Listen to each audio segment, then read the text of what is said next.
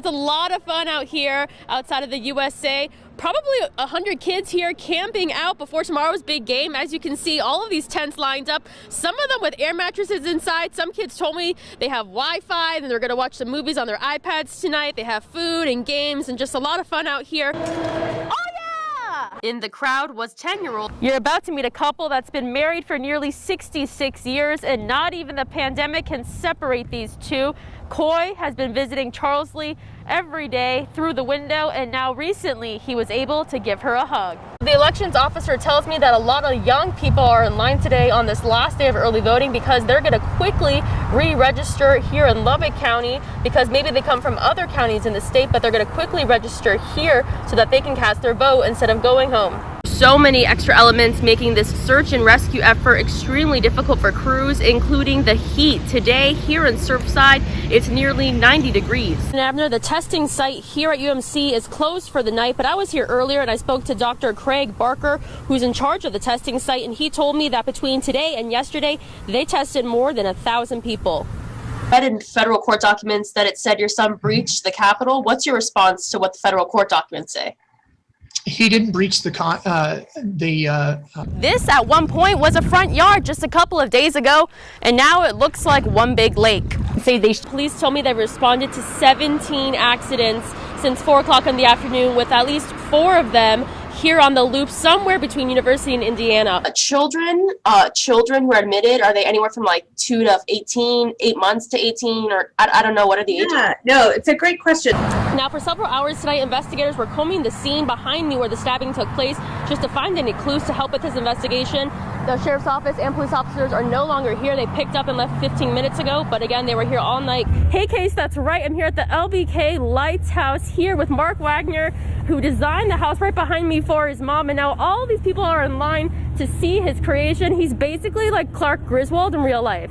So tell me what's going on here and like what you've done for your mom. So what we got? It's a day of friends, family, and tacos, and this is all for their friend Jeremy. Preparations for tomorrow are certainly underway. I mean, do you hear that band right behind me?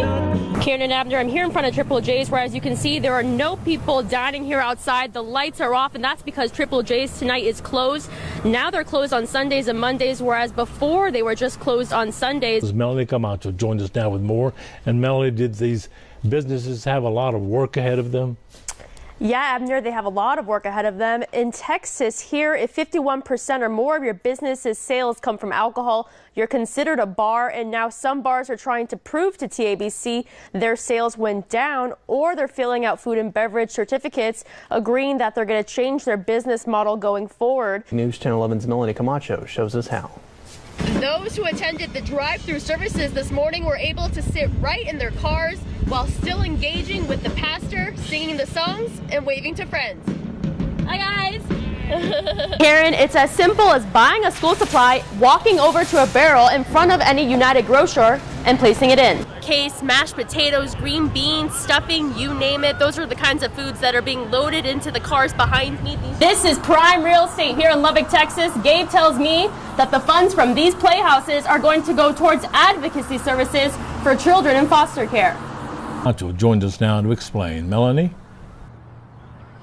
Karen and Abner, anyone who's planning to come to the vigil that starts at 7 o'clock, there's still time to come, and now police are urging you to park in these parking lots across the street of the vigil. These parking lots are northwest of the loop. They're actually in the Centennial Bank parking lot. Recent rain and hail we've been seeing here, it causes crust on top of this little cotton plant, and it makes it harder for the plant to grow. If you missed how to register to get your detector, head to kcbd.com to find this story, and we have the information and links right there. We're going to have live coverage tomorrow on our daybreak shows as you're going to work, as you're going to school, to see how these roads could change or get worse in the morning.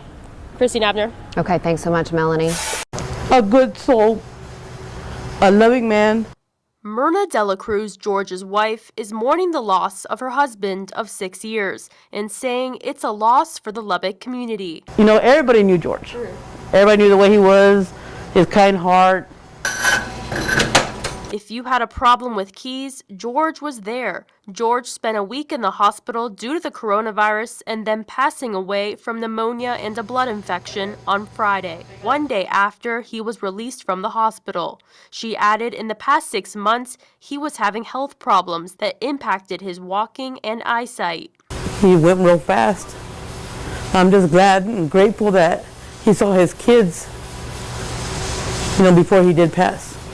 Now Myrna says the key to George's life was being an awesome boss and being a helpful businessman to his customers. He would come over here and he would look at, well, everybody said they can't do it, but he would do it. But there's a lot of locksmiths that, they all appreciate for what George did for them. People that he's known that he's helped out when they didn't have enough money to pay for it, but he's like, you know what, I'll do it. Later, come pay me. Now she wants everyone to take this virus seriously, knowing how it can break a family. And she wants to carry on his legacy by keeping the store open. That was his baby. Melanie Camacho, KCBD, News Channel 11. This has replaced throwing the baseball, throwing the football. That's what we did every day. This replaces that. It's this chair where Luke and Tim Siegel bond and make memories these days. He won, and guess what, Luke? He wore a Team Luke bracelet. And that includes where they watched the Super Bowl last night. And so I sat here for 3+ hours, didn't move, watching this game, and usually I give Luke play-by-play. I couldn't do that last night because he was sleeping, but at the very end of the game I said, Luke, the Chiefs won. For the Seagulls, it's where they admired their favorite player, Patrick Mahomes, become a champion. Tim is a former Texas Tech tennis coach of 23 years, so they had met Mahomes before. He is just a very special person. These days, he's still their good friend. Patrick wears his Team Luke Hope for Minds bracelet on his wrist, and he never takes it off. But certainly I noticed it when he had his hands covering his ears so that he could hear the play from, calling in from the coach, and you could see Team Luke clear as day. And it's a reminder that someone is always pushing for their cause, Hope for Minds, which helps other families whose members suffer from head injuries. Patrick Mahomes is right now the best quarterback in the NFL after just 3 years. To think that he is wearing his bracelet on his right hand, mine's on my left. The Seagulls and Patrick don't need to speak every day. It's a simple look at their wrists that does the job. And for Tim, this helps him to keep going. There are moments I wonder how I can keep going, but I'll never quit because Luke never quits. And I also feel now that I have a calling, a responsibility. My passion now is to help other families like ours. Melanie Camacho, KCBD, News Channel 11. The griddle is sizzling, but the customer lines used to be longer at the Now We Tacoin Taqueria on University Avenue across from the Jones Stadium. It's trying to figure out how we're going to keep this little train going. Things are a little bit better for Albert Gutierrez, who owns the taco and Mexican food joint, at least for now. Last week, Albert shared this Facebook post saying he may need to cut down his staff again. And that was always my goal, was to be able to keep my guys at the hours that they were working, And he was pleasantly surprised with what happened. They just shared it and shared it and shared it, and that was really the greatest blessing of all. So social media is kind of saving your business right now. 100%.